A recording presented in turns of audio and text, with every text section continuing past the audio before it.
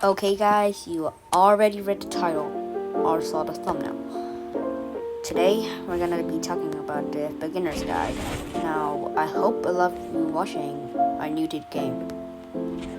Or maybe, at least you're watching, Anyways, today we're going to be going through a few of the most important things as a beginner. So let's get this video started. Okay, so the first thing you need to learn is the character selection. You need to pick the character that is most suitable for you. And also, you need to choose how, if you're mobile, you need to choose how your mobile buttons, like these, mobile buttons. Look, so normally, your mobile buttons will be like this. Just a casual. Now I'm used to mine because I figured my potential was locked when my buttons were like the old one. You could change a lot, like maybe you like this one. I'm not used to that at all, but maybe you like this one. You can do a lot of it. But yeah, this is just for mobile. So for computer and mobile together. Back to the topic, you need to choose the character that is best for you. So you got Saitama, the first one. Then you have Garo, this one. You have Garo, this one. The new set. You have Genos, which has some cool text. I just messed up a text. You have breaking text channels. You'll have Sonic. Then you have Sonic, which is, if you ever joined the game in the Strongest Battleground, you know this is the most annoying one. And then we have Brutal Demon, which is Metal Bat. We have Atomic Samurai. And we have Tatsumaki. And then for the early access, we have Martial Artists for now. So I'm going to ignore the martial artists because not a lot of people have the early access, especially you beginners.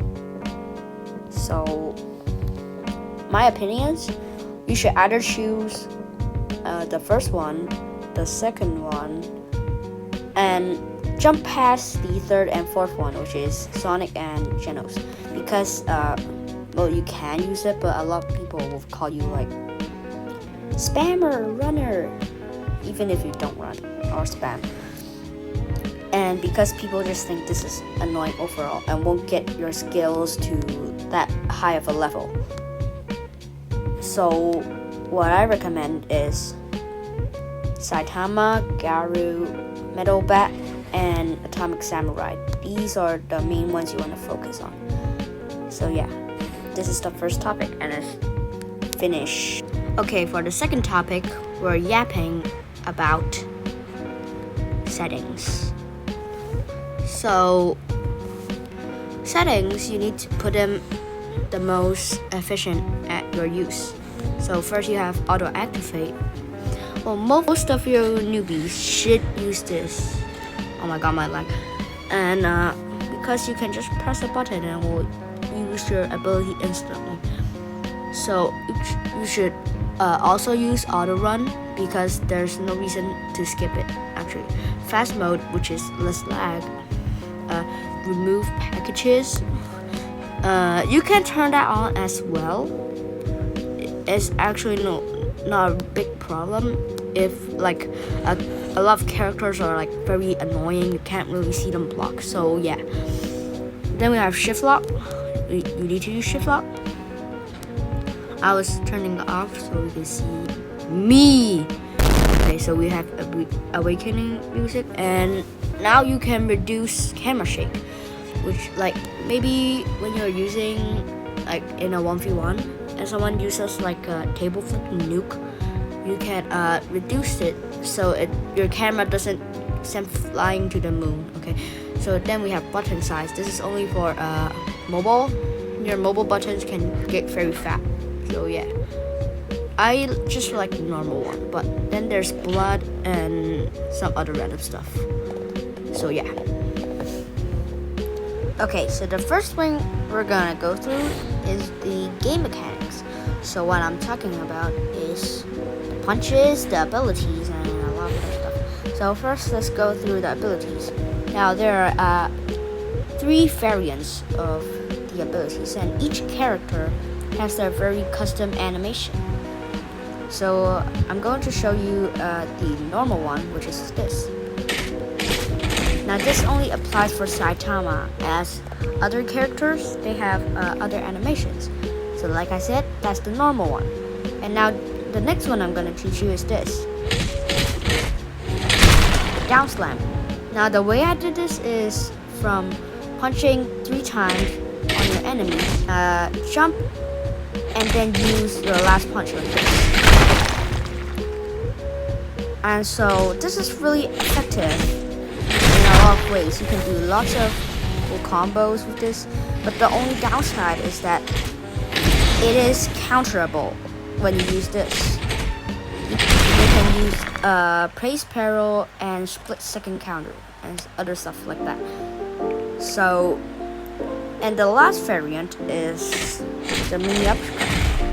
Now this is very good in a lot of ways. So the first way is because that for the 4th M1 is actually not escapable, but they can dash out of it if they use the evasive.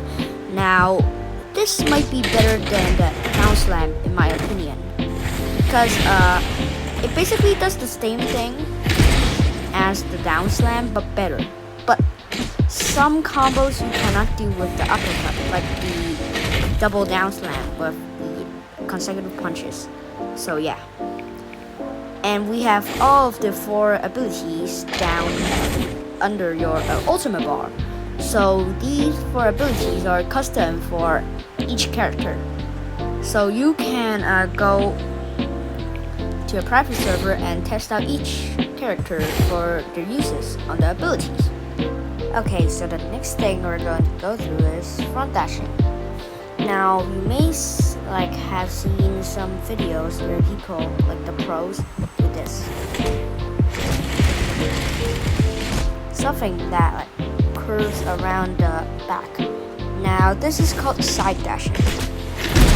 And as a beginner, it is hard to grasp, as it's pretty hard to understand the facts about it. Now,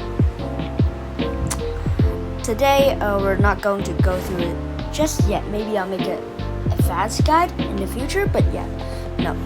So now, because my Ultracon's hands are pretty small, I'm going to open the remove packages. Okay, so the first thing we're going to go through is front dashing, which is this.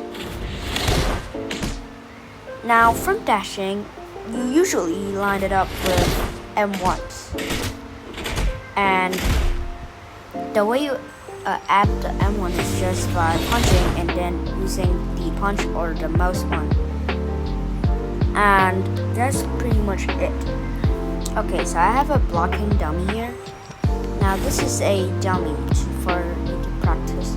Now I know a lot of you don't have private server plus, but that's okay. You can practice it on normal games.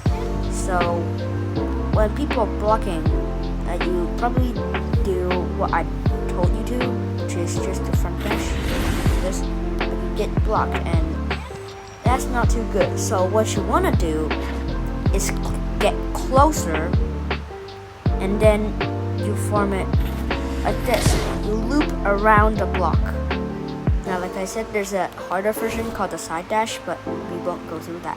Now, so what you want to do is first get closer than normal front dash. The normal front dashes are about 4 blocks on the map. But when you're going to go past the dummy and go to the back, you want to make it smaller, so it's like 2.5 blocks and 2 blocks like this. that. Now, if people are blocking at you, my friend can do it like that. So your reaction times need to be pretty fast in order to do this. So what you want to do is just dash like that, and then you're basically done. So what you want to do is like this when you want to counter a block. Now what you want to do is predict their front dash, like this. So when you get a grasp of how good your enemy is, you will start to get a hand of what their skills are. Okay, so my mic broke when I was recording this part of the video, so I'm just going to voice over what I'm doing. Now, what I'm going to teach you guys now is a ragdoll cancel. Now, what ragdoll cancel is that when someone puts you on the ground, like you can't move, and you mostly dash out of it. But when you dash out of it, you have a 30-second cooldown before you can use it again. So you're pretty much giving your enemy a full combo chance. Okay, so the first way to use ragdoll cancel properly is this. Now you are going to use it when you're very, very low health, just like me right now.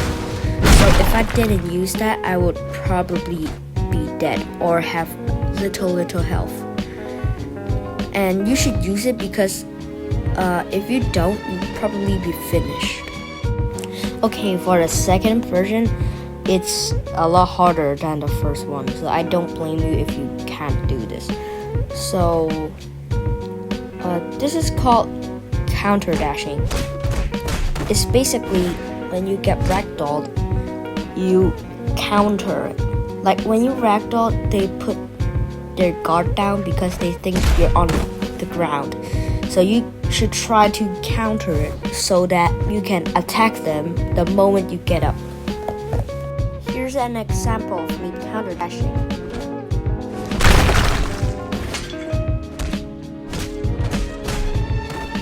Okay, for the last part of the video, this is a very important thing. So you don't need to do all of those flashy combos like Kyoto, Lord Heaven, and you just need to do some decent combos that do decent damage, because most of the time when you do like hard combos, you probably miss all of the time. You just need to learn a few techs and some combos that will carry you until you get pro or advanced. So this is very important. You shouldn't go risky and do a lot of other combos or pro combos or twisted or other stuff. So yeah, this is very important, and I hope you guys enjoyed this video. This took a long time to make, and yeah, see ya.